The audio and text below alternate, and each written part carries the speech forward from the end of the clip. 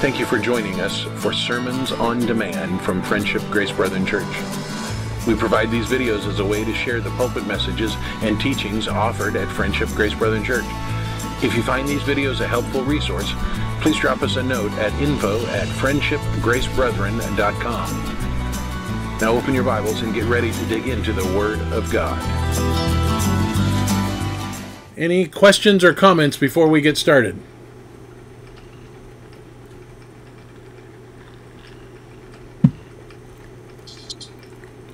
None. Okay. And let's go to here. Read Isaiah 31, 1 through 3. What's the basis for this passage? What I'm looking for is what's the historical context that makes this passage important? Isaiah 31, 1 through 3. Woe to those who go down to Egypt for help and rely on horses, who trust in chariots because they are many, and in horsemen because they are very strong, but do not look to the Holy One of Israel or consult the Lord. And yet he is wise and brings disaster. He does not call back his words, but will arise against the house of the evildoers and against the helpers of those who work iniquity. The Egyptians are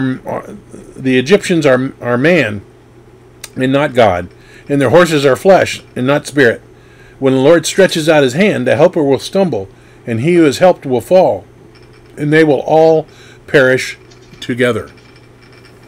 So those are some pretty stout and hard words.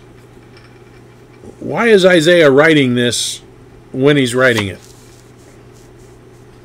Because the Israelites wanted to rely on Egypt to help them instead of turning to the Lord for their help when Assyria was pressing down on them. Yeah, it's even more than the Israelites. It's really the Judeans. Israel has basically been taken into captivity, and Assyria is now pressing on Judah. But here's the deal. Rather than look toward God for their comfort, their support, and their control, and their care, they were looking to the powers in the region.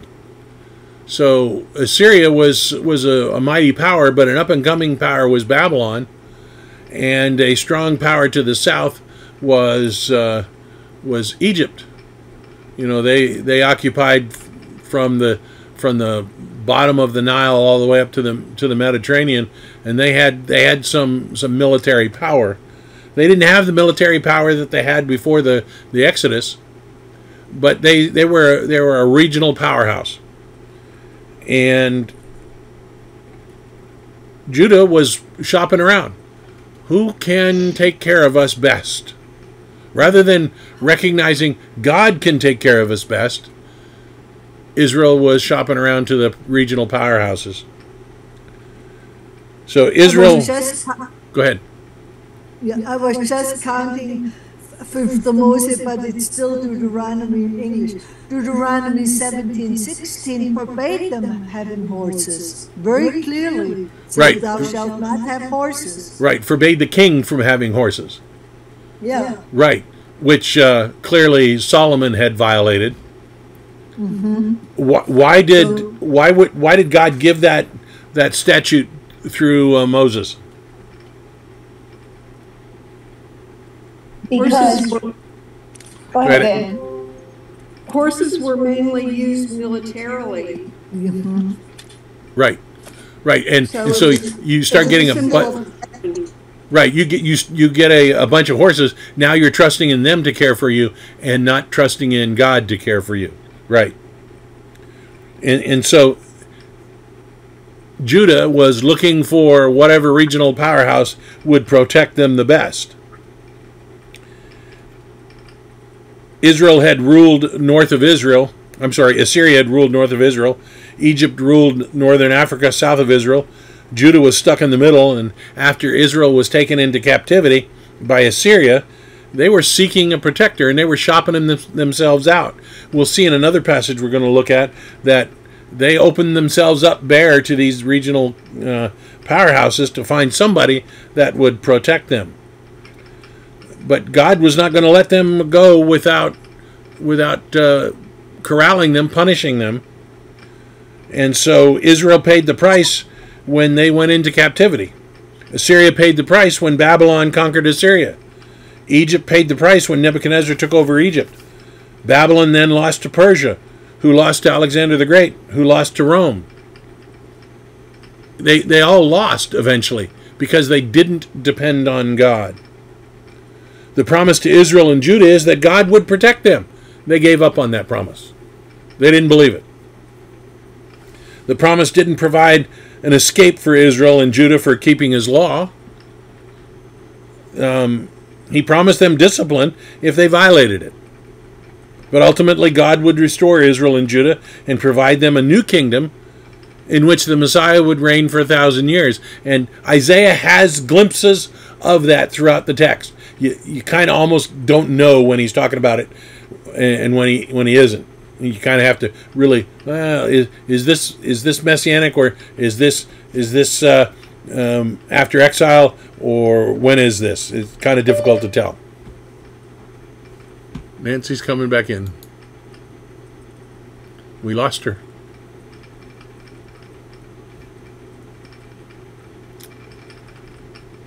Okay, so they were struggling, and they just didn't turn the right way, and they turned to they turned to Egypt, Babylon, even Assyria, and didn't get anywhere. So the background of this is their failure to trust God and their willingness to trust man. Questions or comments on that one? Okay, then read Isaiah 35, 1 through 10. Of what does this passage speak? Isaiah 35, 1 through 10. Hi, Nance, you're back? Maybe. You back, Nance? Hello, Nancy, can you hear us? Can you hear us? Well, while she tries to figure that out, we'll continue. Read Isaiah 35, 1 through 10. Of what does this passage speak? The wilderness and the dry land shall be glad. The desert shall rejoice and blossom like the crocus. It shall blossom abundantly and rejoice with joy and singing. The glory of Lebanon shall be given to it, the majesty of Carmel and Sharon. They shall see the glory of the Lord, the majesty of our God. Strengthen the weak hands and make firm the feeble knees. Say to those who have anxious heart, be strong, fear not. Behold, your God will come with vengeance. With the recompense of God, he will come and save you. Then the eyes of the blind will be open and the ears of the deaf unstopped. Then shall the lame man leap like a deer, and the tongue of the mute sing for joy. For waters break forth in the wilderness, and streams in the desert. The burning sand shall become a pool, and the thirsty ground spring the water.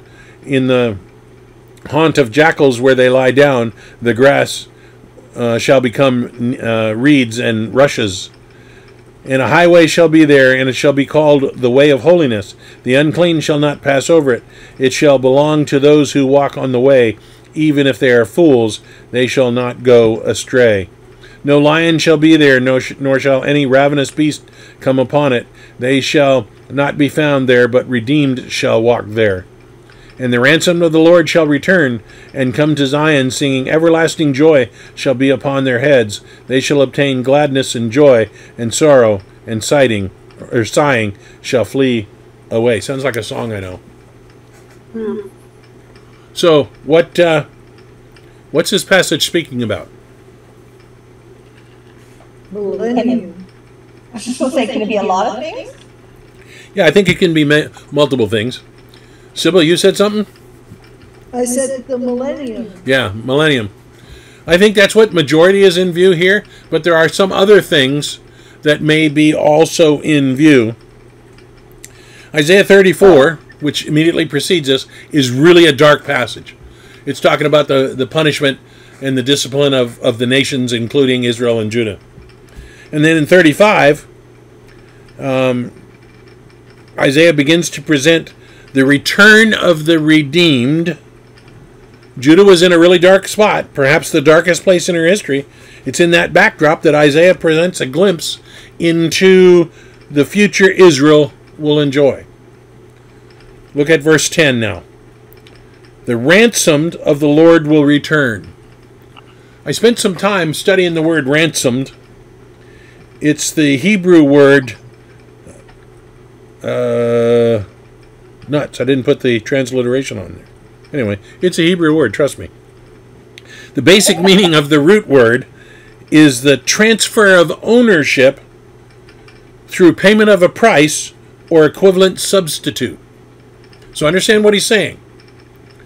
It's the transfer of ownership for a specified price or something in trade for it. For example, the Exodus. God delivered the redeemed Israel from Egypt through the price of the death of the firstborn of Egypt. At Mount Sinai, God gave the law which specified the redemption of the firstborn of all of Israel through the conscription of the Levites. So rather than every mom and dad having to turn over their firstborn son to the temple or tabernacle, the Levites were they were traded an equal equivalent, and they were dedicated to the Lord. Over the course of Israel's history, God would redeem them several times. It's fascinating to do a walkthrough of the use of this word in the Old Testament. Only once, count them once, is this word used in the Old Testament talking about salvific redemption. Only once. And so I was puzzled by that anomaly, because I would have thought redemption throughout the Old Testament would have been all about salvific redemption. But it wasn't. It wasn't until we get to the New Testament and we see Jesus and all that Old Testament history of redemption as an equivalent substitute or as paying the price, where God redeemed us from the slave market of sin. So that it's fascinating to walk through that study.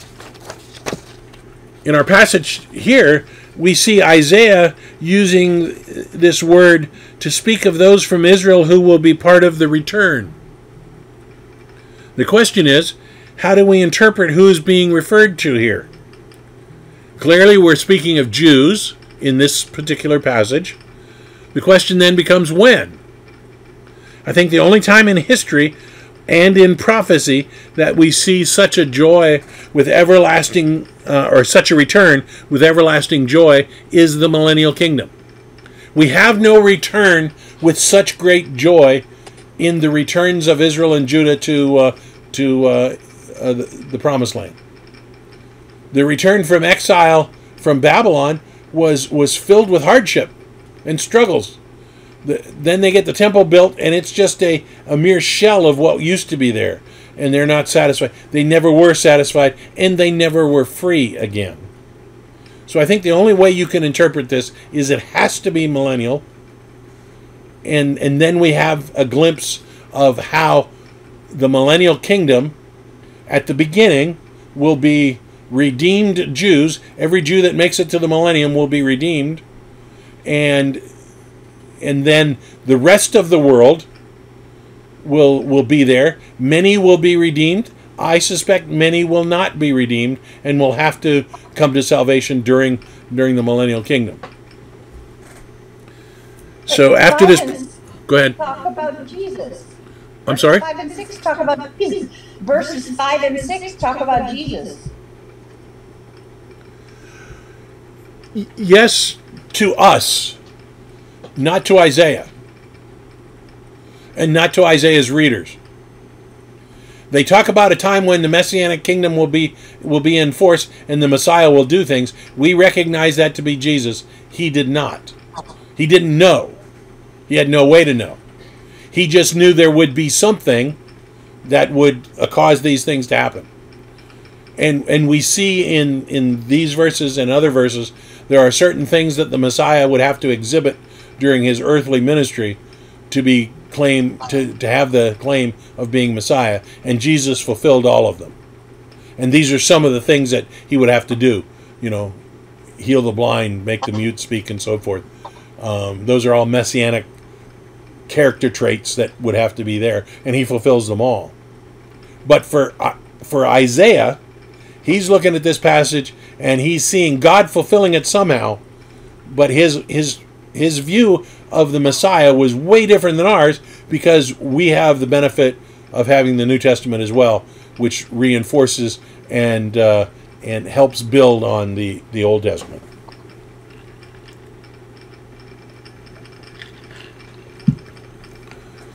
So after this prophecy, Judah returns to Jerusalem and Judah from their exile.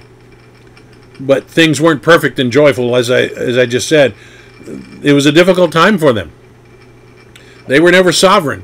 After Babylon fell, Medo-Persia took over and went back and forth. And then Alexander the Great and the Seleucids and the Ptolemies after Alexander died, and Israel was in that crossroads of three continents and had a lot of military traffic going through it, and people were conquering it every other day.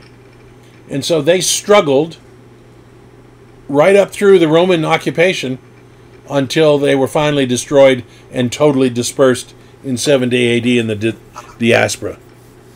So there's no way that can be part of what's in view here, because what's in view is way too fantastic to be part of the return from the exile.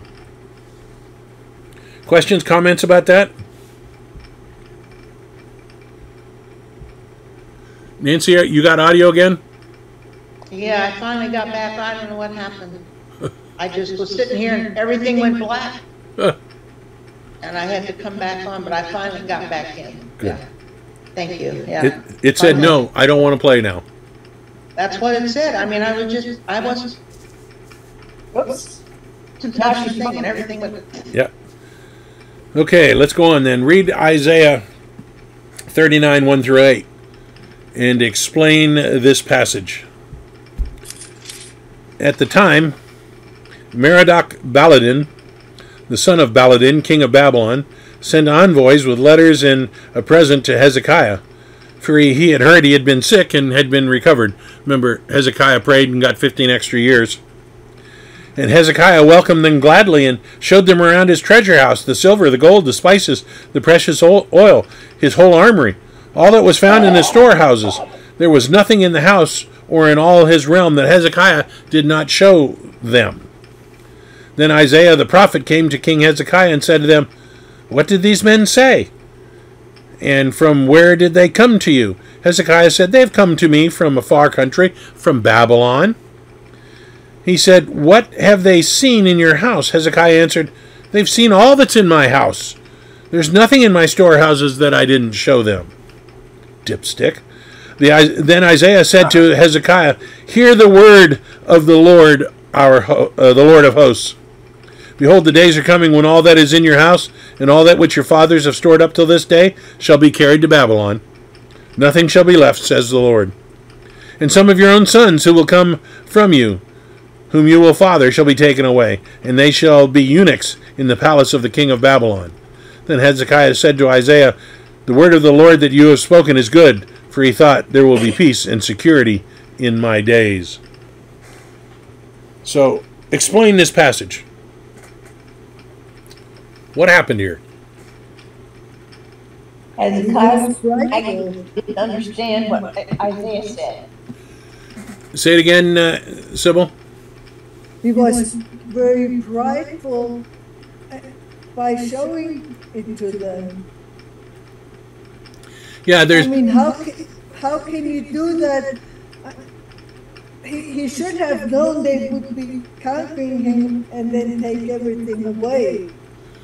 Yeah, there's a sense in what he was doing, which was kind of stupid, was saying, you know, we really are a good people. We've got lots of wealth. You don't really need to conquer us. We can just be partners. That's kind of the message he's sending to Babylon. And Babylon says, "Oh no, we don't need to be partners. We'll just take what you got because you don't have an army to stop us." So he was dumb for showing them all that. because perhaps they wouldn't have come as quickly. Now, of course, we know God was leading them to that, so they'd come when God led them. But despite all the good that Hezekiah had done, he was a pretty decent king. You know, he'd done a lot of good. He'd produced water inside the city limits of Jerusalem that allowed them to remain there for a long time. Hezekiah's tunnel and the pools and so forth. He ruled fairly well. But he didn't completely trust God, and he thought his need to appeal to the regional powers, just like we saw before, he needed to do that rather than trust God. In this case, Hezekiah was appealing to Babylon. This is pre-Nebuchadnezzar Babylon. This is while Assyria was still there. Babylon had not yet taken Assyria. Hezekiah was mainly operating against the potential of Assyria and against the potential of Egypt. And he was looking for a partnership with Babylon. And so he showed them all the good stuff, which they then just said, well, we'll come and get that too. And so he wasn't trusting God. And then Isaiah comes in, and here's what he had done, and he goes, are you nuts? He rebukes him, and he said, listen, the day's coming when they're coming to get all that stuff. They've now seen it. They now know what you have. They know where it is. They know how to get it. You don't have a way to stop them, so you might as well just get ready. They're going to take it. Isaiah basically said to Hezekiah that his actions had resulted in the loss of Judah to Babylon. Historians look at what Hezekiah did and say this is the turning point when there was not going to be any way Judah was going to escape this. He had sealed their fate now in doing this. Rich, didn't this also happen a while back when another king showed it to the queen that came visiting? Well, Solomon did that. The Queen of Sheba. Okay. Yeah, he showed her all the wealth.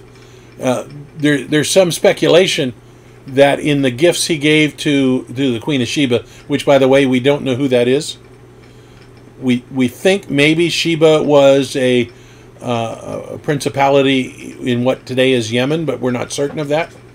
So we don't really know who the Queen of Sheba was, but she was impressed with him, and he was impressed with her, and he gave her lots of stuff, including possibly the replica of the Ark.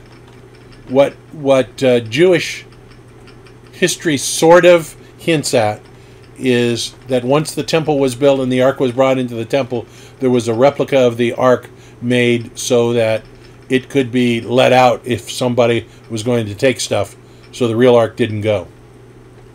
And there's some speculation that Solomon gave to the Queen of Sheba the replica of the Ark. Then there's other scholars that say no, he gave her the real Ark, and the one that remained was the replica, which is how they believe that the real Ark made it to Ethiopia. Whether it did or not, I don't know. I personally think it's on Oak Island. But Hezekiah and Isaiah, because he thought it was going to be peace. Right, he thought he was making peace for himself, and what he was doing was hastening the war. Yeah. Where is the Ark? I think the Ark is in Oak Island, Nova Scotia, an island in Mahone Bay in Nova Scotia. Why on earth would you think that?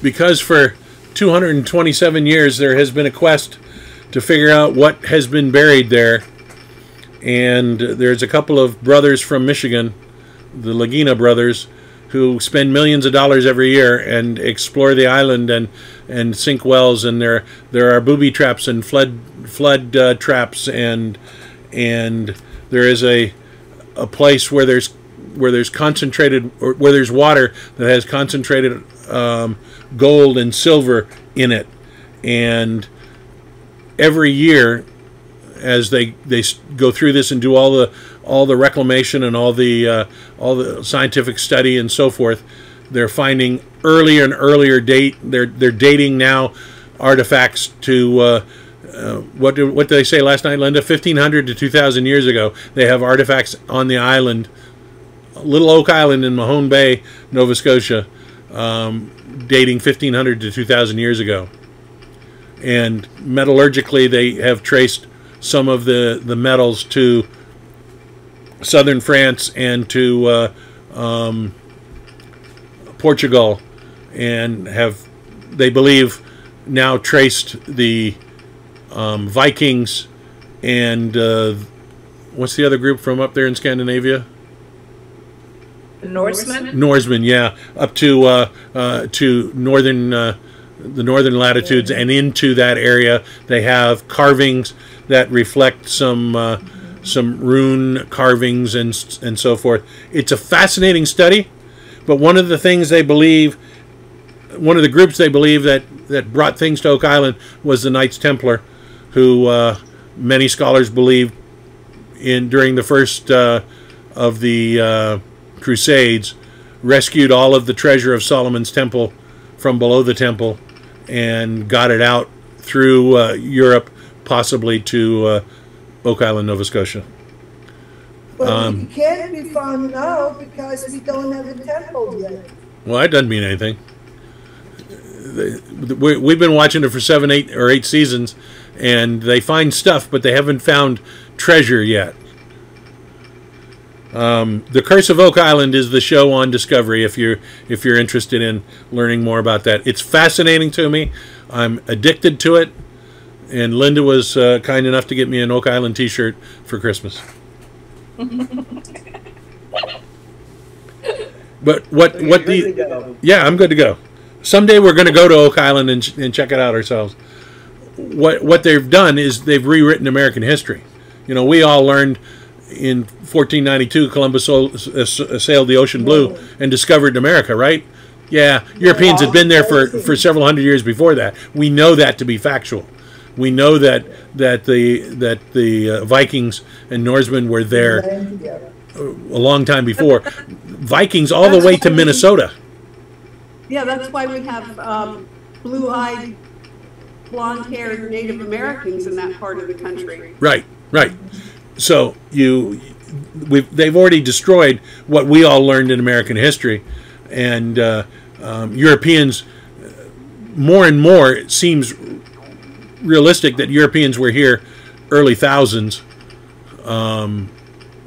because when you go from Scandinavia through Greenland and Iceland, you know, the ocean voyage is not that far, and those longboats of Scandinavia can do that. So, and now they're discovering that the Knights Templar had a pretty good interface late when the Templars were disbanded by the church with the people up in Scandinavia. So it's fascinating to me.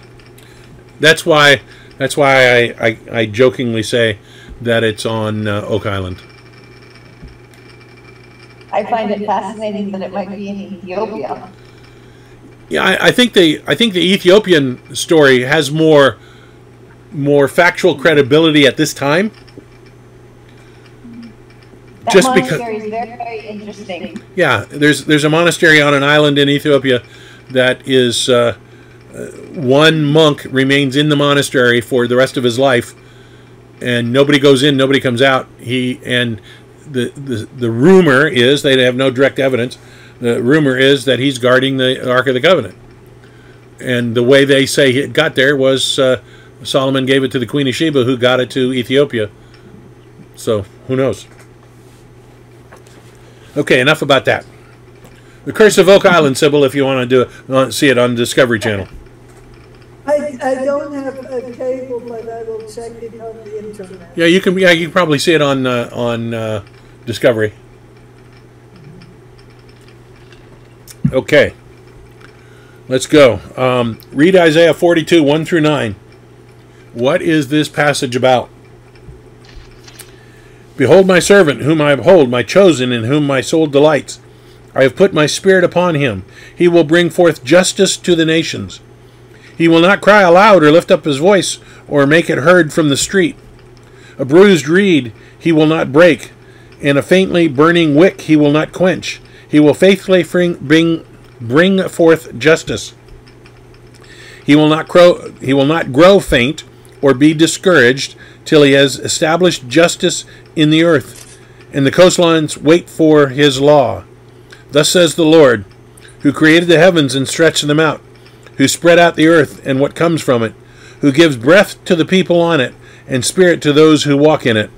I am the Lord, I have called you in righteousness. I will take you by the hand and keep you. I will give you as a covenant for the people, a light for the nations.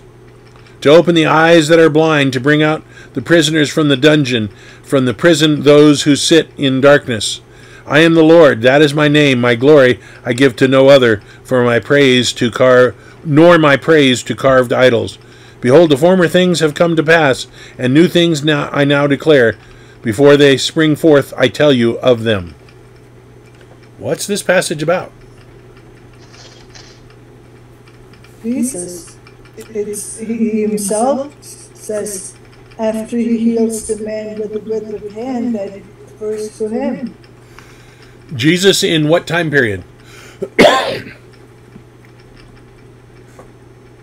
Some of it's his first coming and some of it's his second coming. Yeah, this is why the Jews are confused about the Messiah, because some of what is being described is Jesus in the first coming. He's not going to break a reed. In other words, he's not going to go in and tear things up. Although he did turn over the tables in the temple twice.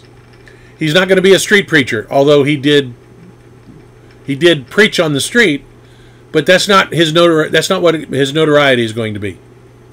He's going to heal the blind, and he's going to do all of the things that the Messiah would do. But then there's other things that are being talked about that haven't yet happened. He hasn't brought justice to the world yet. He hasn't brought his law everywhere. And so this passage is telling the Jews their Messiah is coming. They don't see that he's coming in two waves or two advents. And some of what Isaiah talks about gets missed by them. The things that they want to see are that he'll be a conquering hero, that he'll be a military victor. Not that he's God. They don't see that. And I understand from this passage why they don't get that he alone is God. Why they think he is appointed by God. God didn't make it real clear on purpose. What's the purpose God didn't make the coming of the Messiah clear? So we study Scripture more. For us, that would be true. Go ahead, Ann. So he blinded the Jews so there would be a way for Gentiles to come to know him. Yeah, he blinded the Jews so they would reject him. Because he didn't fit what they thought would be the Messiah, and that's on purpose, so he would be here, fulfill all of the rules for the Messiah, all of the prophecies of the Messiah. So he would be rejected, would have to come back again, and this time he would come back in that power and might, and with the sound of his voice, conquer the foes on Armageddon and so forth. So what this passage describes for them, the Messiah, in words they don't understand, because they missed half of it. Isaiah is reflecting on a Messiah who is the Messiah in both Advents. And as you read Isaiah, it's hard to tell when he's talking about, which Messiah he's talking about. Messiah 1.0 or Messiah 2.0. And so as you read through the book of Isaiah, as you come to a passage talking about the Messiah, try to reason out, which one is he talking about here? And he may in the same verse talk about both. And that makes it difficult for us to figure out, and why we have to spend some time on it. Okay, we got time for one more, and this is one of my favorite things to talk about in the book of Isaiah. Read Isaiah 44, 9 through 17, and then explain this passage. All who fashion idols are nothing, and things they delight in do not profit. their witness neither see nor know, that they may be put to shame. Who fashions a god and casts an idol that is profitable for nothing? Behold, all his companions shall be put to shame, and the craftsmen are only human. Let them all assemble, let them stand forth, that they shall be terrified. They shall be put to shame together. The ironsmith takes a cutting tool and works it over the coals. He fashions it with hammers, and he works it with strong arm. He becomes hungry, and his strength fails. He drinks no water, and is faint. The carpenter stretches out a line. He marks it out with a pencil. He shapes it with planes and marks it with a compass. He shapes it into the figure of a man, with the beauty of man, to dwell in a house.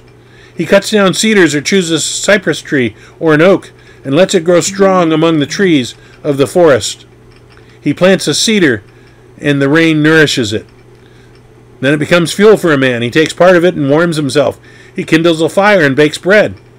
He also, see, that's a biblical construct, baking bread. He also makes a god and worships it. He makes it an idol and falls down before it. Half of it burns before the fire, burns in the fire. Over the half he eats meat. He roasts it and is satisfied.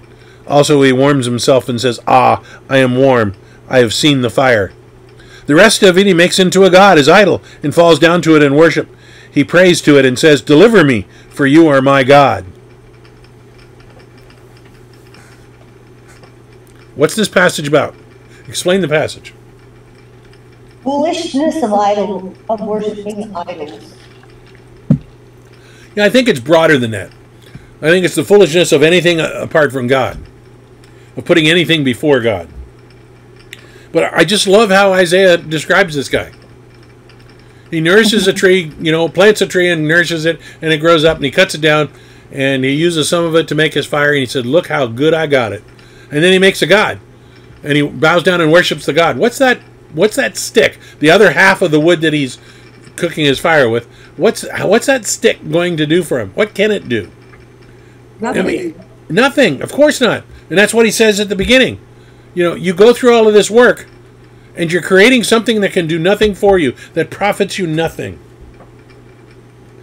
The passage illustrates in harsh terms the futility of worshiping anything other than the Creator Jehovah. But man has been substituting just about anything for God. God alone stands as worthy of our worship and praise. It's why I restrict the use of the word awesome. Why I don't use awesome for anything other than God. What's a greater statement than the word awesome? Nobody can ever think of one. So why would you use it for anything other than the most supreme being? Why would you say the triple axel jump that they did in skating is awesome? It doesn't compare to creating ex nihilo. And now they have a quadruple axle, I think. Yeah, they got all sorts of stuff. And we're coming up onto the Summer Games, so I probably should have used a Summer Olympics term, but none of the things that the athletes do is awesome. If that word is the best, the greatest descriptor, that would be an adjective, is that correct? Yes. The greatest adjective of describing something is awesome, then why would we use it for anybody other than God? Now, I'm perfectly willing to use awesome for anything if there's another word that's superior to awesome. I just don't know what it is.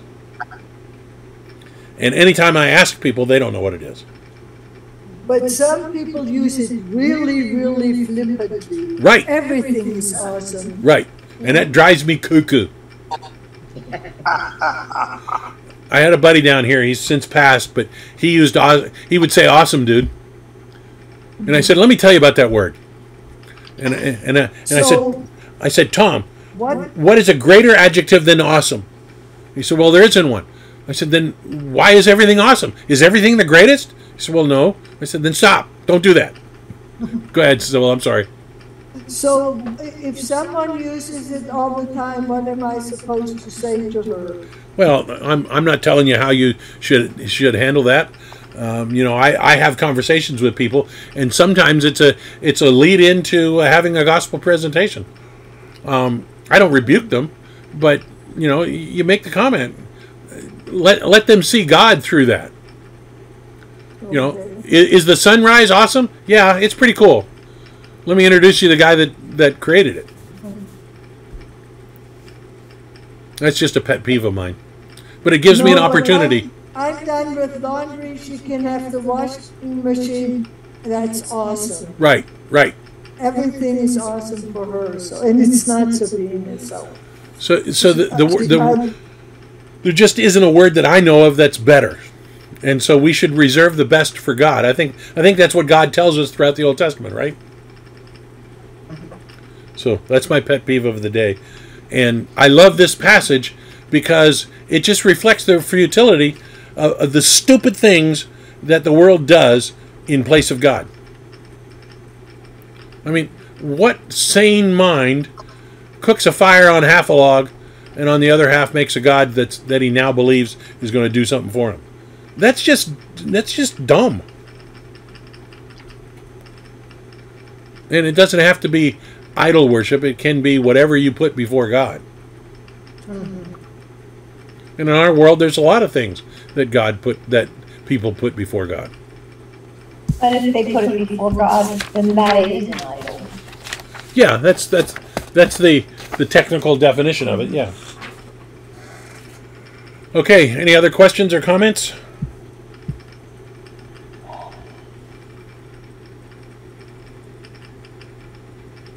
Okay, then. Let's pray. It's 8 o'clock. Perfect timing. Thank you, Father, for allowing us to spend a little time in your word, allowing us to see a little bit about who you are because of what you've recorded there. Thank you that you warned Israel and Judah about their behavior. They rejected that. You warned them that the Messiah would be coming. They rejected the Messiah.